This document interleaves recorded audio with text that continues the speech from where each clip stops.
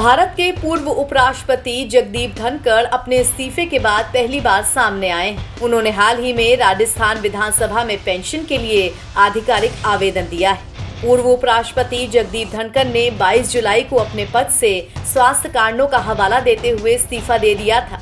इस इस्तीफे के बाद से ही वो सार्वजनिक रूप से सामने नहीं आए थे, न ही कोई बयान जारी किया था।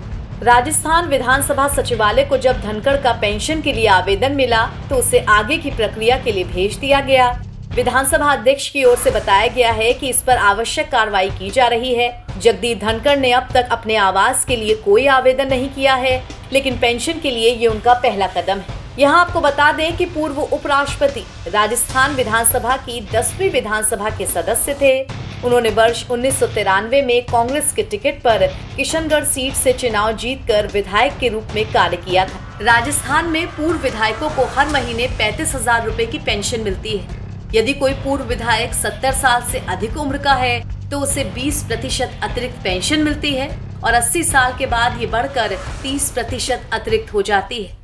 चूँकि जगदीप धनखड़ की उम्र 74 साल है, इसीलिए उन्हें लगभग 42,000 रुपए प्रति माह पेंशन मिलने की संभावना है। जब धनखड़ ने उपराष्ट्रपति पद से इस्तीफा दिया था तो इसकी वजह स्वास्थ्य समस्याएं बताई गई थी।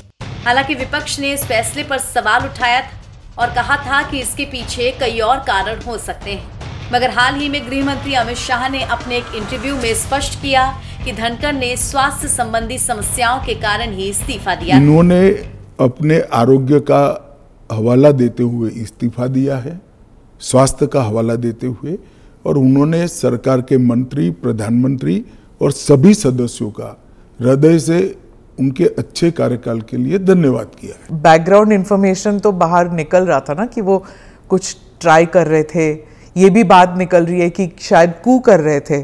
कौन? धनखड़ जी? नहीं, ऐसी कोई बात नहीं है जी। इसमें बात का धनखड़ नहीं बनाना चाहिए। धनखड़ जी संवैधानिक पद पर बैठे, अपने कार्यकाल में उन्होंने संविधान के हिसाब से अच्छा काम किया। गौरतलब है कि जगदीप धनखड़ ने पिछले महीने अचानक उपराष्ट्रपति पद से इस्तीफा दे दिया था। उन्होंने 21 जुलाई को राष्ट्रपति द्रौपदी मुर्मू को पत्र लिखकर अपने इस्तीफे की जानकारी दी थी। अपने पत्र में उन्होंने इस्तीफे का कारण स्वास्थ्य बताया था। इस कदम से देश की राजनीति में हलचल मच गई थी, क्योंकि उनका कार्यकाल अभी शेष था।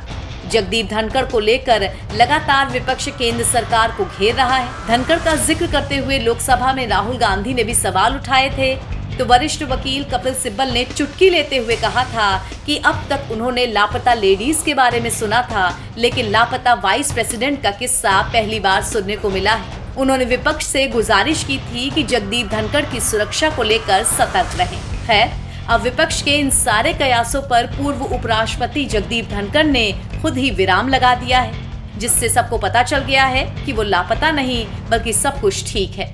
नवभारत टाइम्स की रिपोर्ट।